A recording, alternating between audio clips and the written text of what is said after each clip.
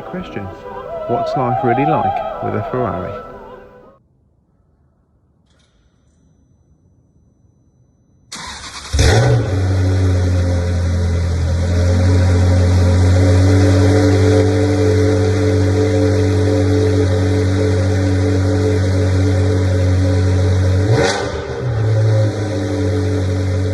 Absolutely fantastic! That's what it is!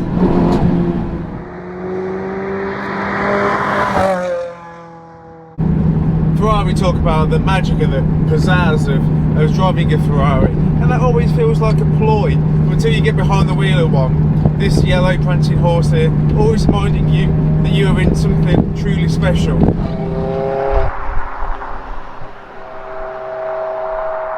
I love the fact it hasn't got 14 different settings for the gearbox.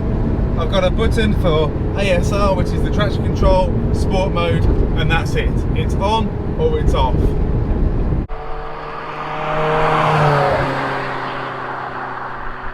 And there's one thing above all else, the noise!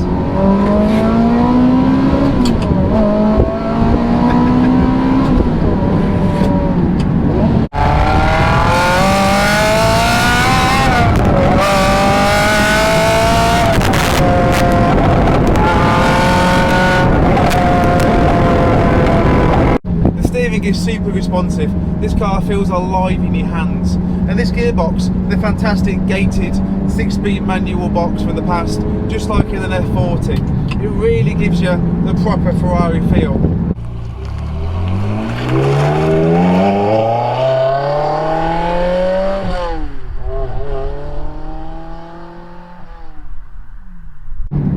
This is a naturally aspirated Ferrari. It's a big V8, there's no turbos, there's no assistance, there's no forced induction.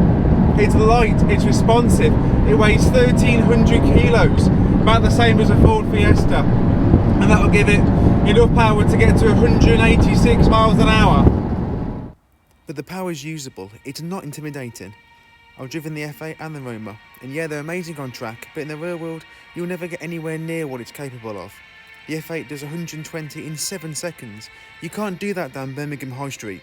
No sooner have you got to put your foot down, it's back off again with your eyeballs welded into your head. With this, you can use 80% of the power all the time. Parts? Well, yes, naturally they are very expensive. If you choose to use a main dealer, then you'll need to remortgage your house and your children. But saying that, there are plenty of engineering companies that manufacture OE quality parts for a fraction of the price, and also the labour cost will be significantly lower. You don't need a team of 14 people, 40 computers and a Formula 1 team to operate one of these, especially the older cars. You can see when something goes wrong. They are beautifully basic to work on. Fuel economy? Oh come on, really? A guy at the petrol station asked me that once, who was driving a diesel Vauxhall Omega. I'd rather have tuberculosis than drive one of those. There are a couple of minor things, however. It's almost 2 metres wide, about the same as a Range Rover Sport. And while that isn't a problem, but being a 2-door coupe, getting out of it in Asda car park becomes a phenomenal faff, let alone try to order a drive-through Big Mac.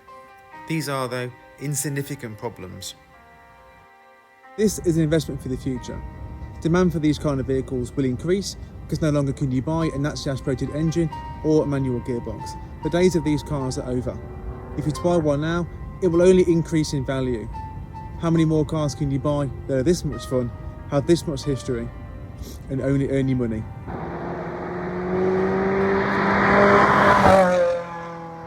In time, it will become a classic from arguably the most famous and greatest car manufacturer of them all.